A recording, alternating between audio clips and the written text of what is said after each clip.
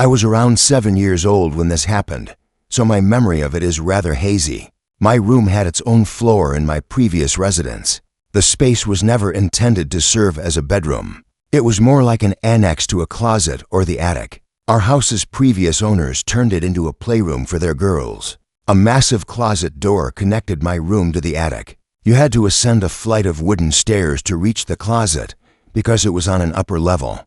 A large sliding door was standard, and it was jam-packed with all my childhood stuff, including toys. The thought of being so isolated from my family and having such a large closet in my room has terrified me ever since I was a little girl. Then there was that night when my family and I watched a terrifying movie, and I lay in bed, terrified. I then became aware of a toy toppling over in the upper reaches of the closet.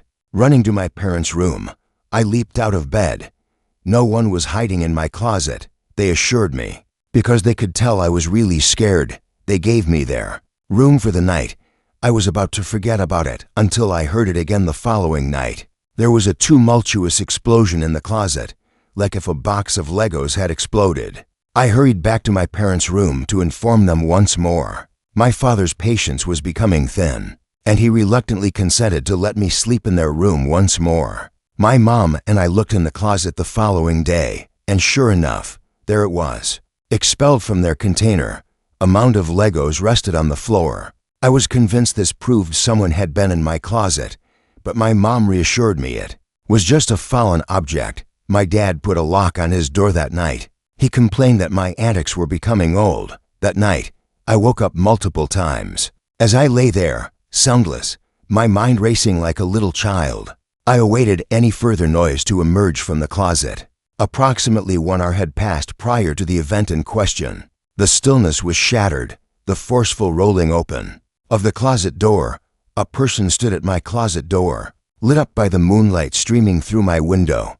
As a wave of overwhelming fear washed over me, I emitted a piercing scream that has never been heard before. The sensation is vivid. In my memory, the shadowy creature leaped from the closet and dashed out the front door of my house, escaping my room.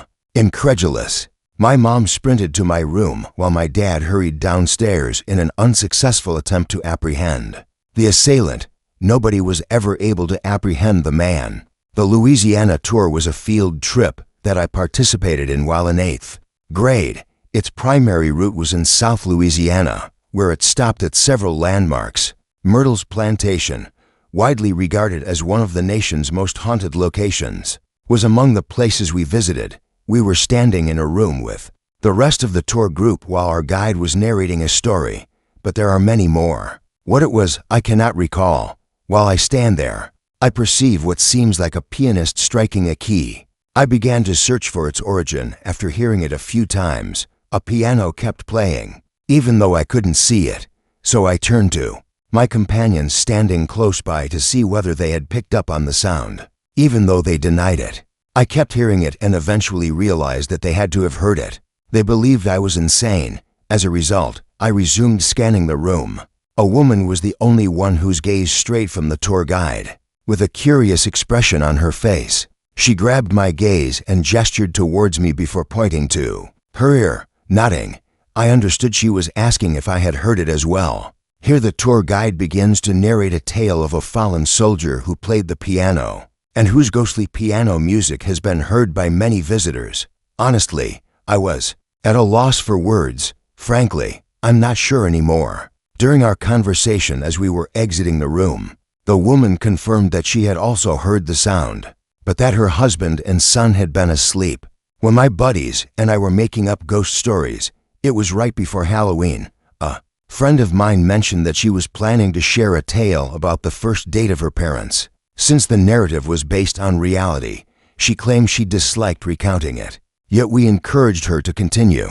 To get right to the point, the parents' first date was pleasant, but little uncomfortable. Just as they were about to say goodbye, my friend's dad, the man in the situation, suggested they go for a midnight hike up Provo Canyon. He seemed to be familiar with the area, having done quite a bit of rock climbing there. As it was a new moon, the two climbed out of their vehicles at the canyon's mouth and began climbing in the dark, using only the stars for illumination. since the trail ahead would go beneath some trees and be in the dark. The man begins to feel uneasy at some point. Plus, the time was rapidly passing. He disregards the sensation and continues.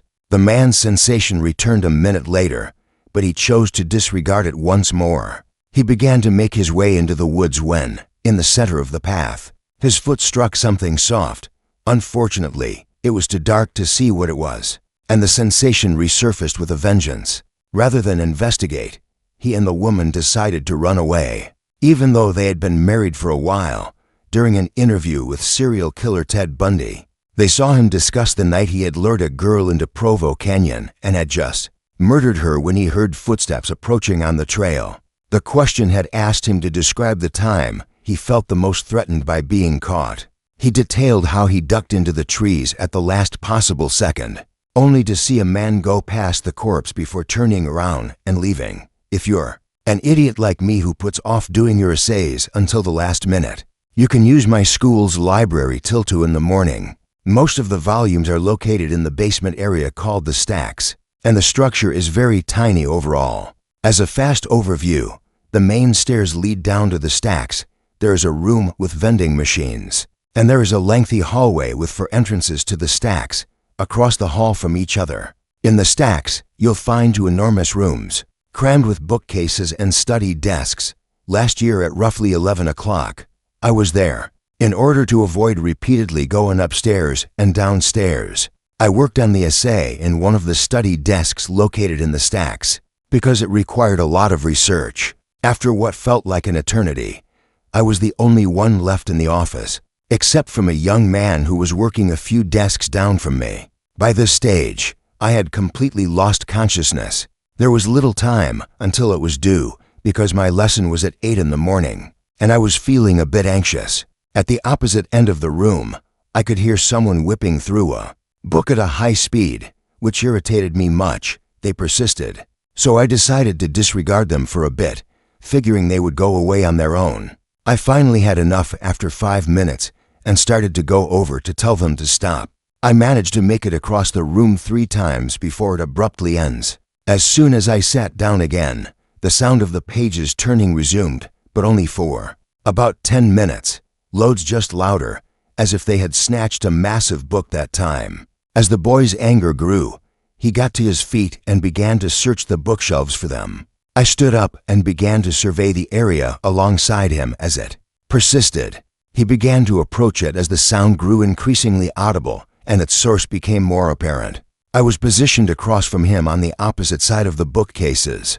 We made our way down every single shelf. Absolutely nobody. Even though we were on the side of the room where the doors were, we still hadn't seen anyone enter the stacks. It is highly unlikely that somebody could have sneaked in without our knowledge. We both retreated to our seats at a leisurely pace when the sound ceased once more. I needed to finish my essay, so I ignored what I thought was a fan in the adjacent room. As soon as we took a seat, the sounds resumed. It seemed to be emanating from the area immediately adjacent to the man's seat. He threw his belongings into his bag, glanced at me, and then bolted. I escaped from that place just a few seconds after he did. No matter how many other people are down in the stacks, I still won't return there at night. This occurred while my fishing boat was still in my possession. The terror we felt at that moment will stay with us forever. My wife and I set out from the East Coast for a North Atlantic fishing expedition that would last 2 days. Things were typical on the first day and night. A respectable catch was made. In the evenings, we would listen to music as we played cards. Everything was fun till the following night. We resumed our card game indoors after a leisurely day at sea. Let there be music this evening.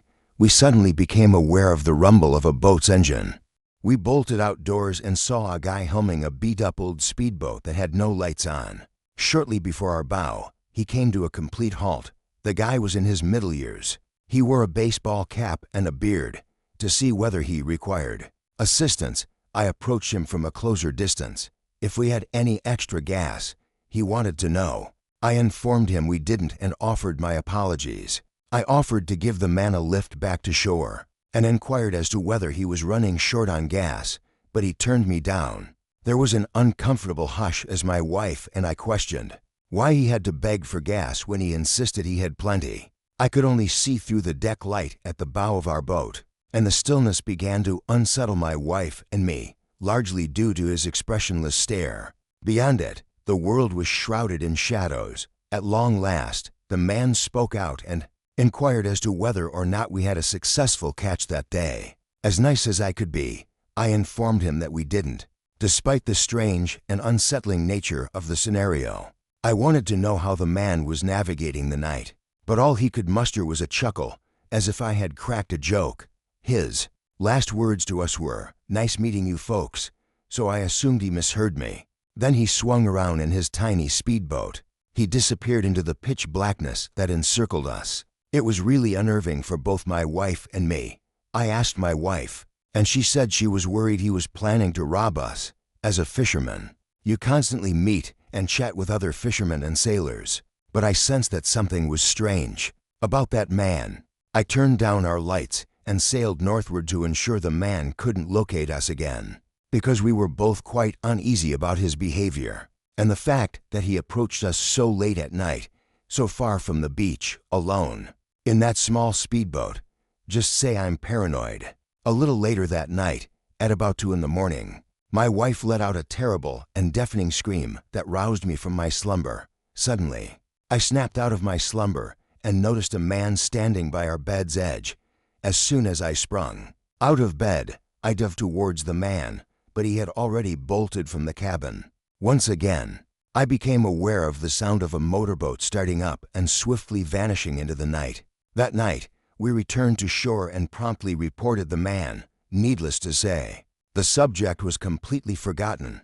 What the man wanted or intended to do remains a mystery to us, but the thought of it still gives me the willies. In my bedroom, the layout is such that a tiny alcove across from my bed gets absolutely no light whatsoever, thanks to the closet that sits just in front of it. Thus, when it's dark outside, the closet hides both the ceiling light and the ambient light. I was a senior in high school and had a terrible time falling asleep. The sensation of having all eyes on you, I could feel it. I couldn't get rid of the feeling that whoever or whatever was staring at me was trying to harm me. When I awoke, my eyes immediately went to the shadowy nook where I could make out a blurry, darker shape. I felt a shiver, but I dismissed it as nothing. It's all in my head. Once again, I tried to shut my eyes and go to sleep, but that awful feeling stared at me, a creak, as if someone were pressing down on the floor, then emerged.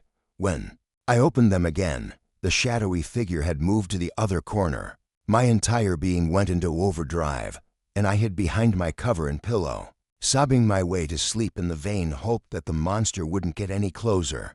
Even now, the thought of it gives me the willies. I know I didn't dream it or imagine it.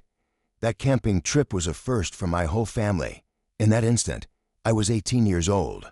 I don't think we would have gone if it weren't for the fact that my twin sister and brother were 11 years old. I really anticipated doing it in the middle of July. We went to the country by car. We skipped the campground.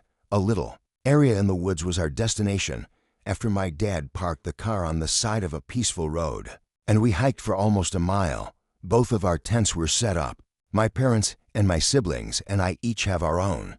So, as night fell, I was completely unable to sleep. It was like attempting to doze off on grass while wearing that sleeping bag. It was so hard for me to fall asleep.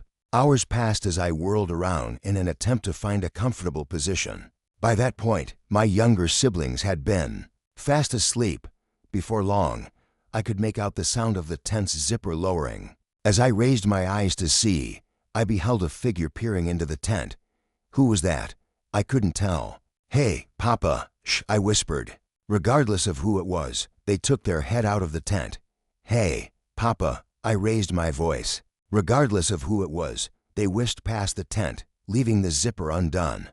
I was bewildered. As soon as I heard what I thought was my parents' voices, I raced out of the tent and made my way to theirs. Crawling inside, I unzipped it. They were both bundled up in their sleeping bags, my parents. To wake up my dad, I gave him a good shake. "Have you just made sure we're okay?" I wanted to know. When he said no, I felt a shiver run down my spine. My hopes were dashed when I roused my mother from her slumber to find that, despite her best efforts, she too had not departed from the tent. It finally hit me that someone had climbed up to our tent, unzipped it, and looked inside. The thought sent shivers down my spine. An unknown individual, who could very well be a psychopath. I don't remember getting a wink of sleep that night, and I have no idea whether my parents were paying attention to me or not. Key West was the destination of my parents' honeymoon. They were informed that the accommodation would be non-smoking when they checked into the hotel. They asked for a different room because my dad smokes. Returning to their room, they obtained the room switch. A wave of new paint wafted over them as they stepped off the elevator. As he painted the wall, a painter down the hall had all the equipment he would need. My parents quietly welcomed the artist as they passed by, but he paid them no mind at all, no big deal. They entered their room to find an even more overpowering stench of paint.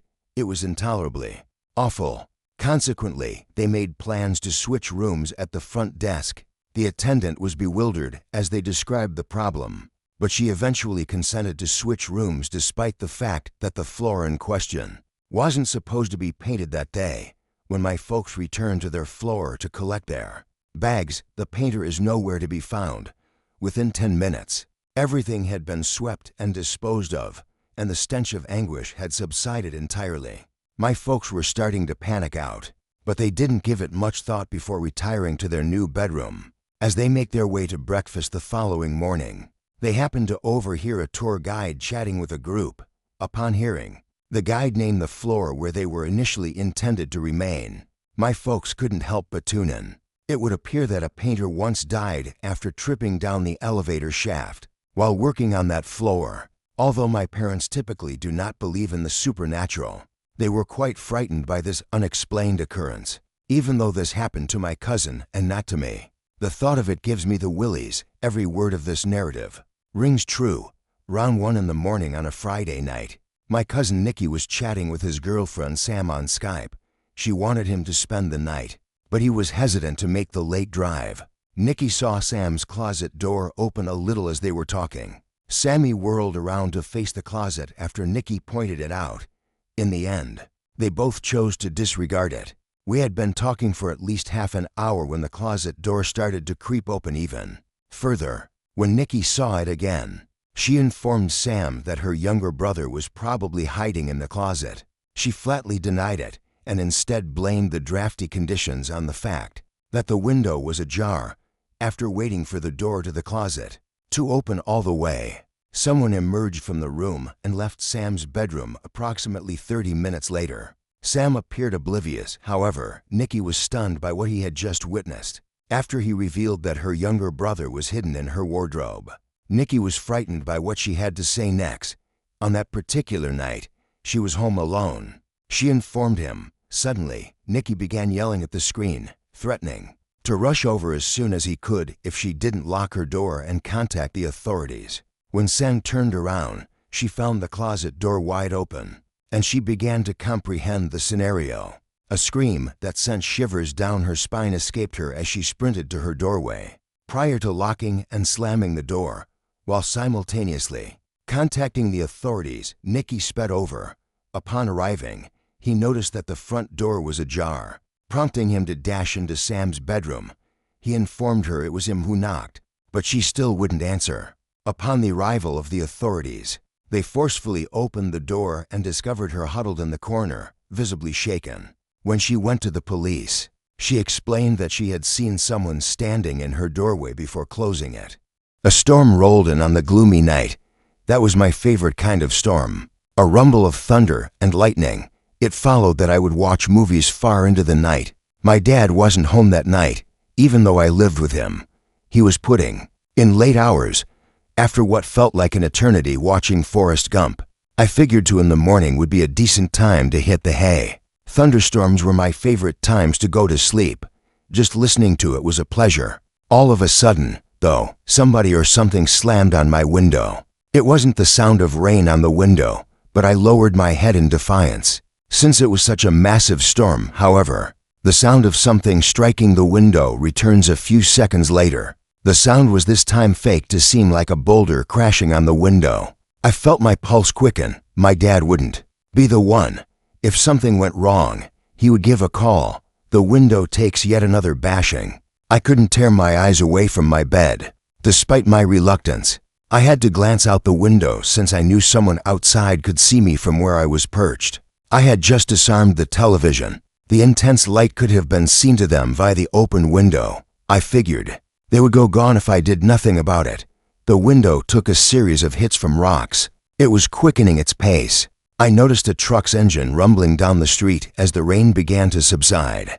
I decided to draw the line at a considerably louder thud to the window. Getting out of bed with the intention of contacting the authorities was my first move.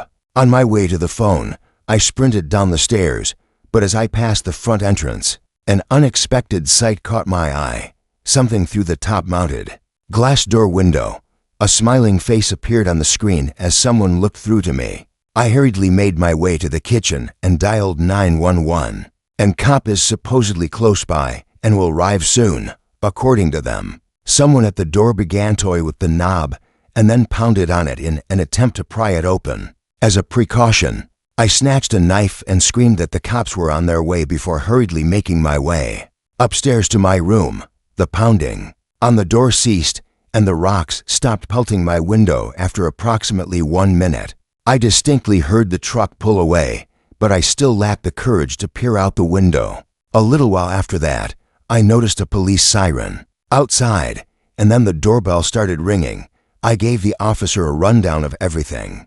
To the best of my ability, I described the face. He asked me for details about the car, but I was unable to supply them. If only I had taken a glance outside.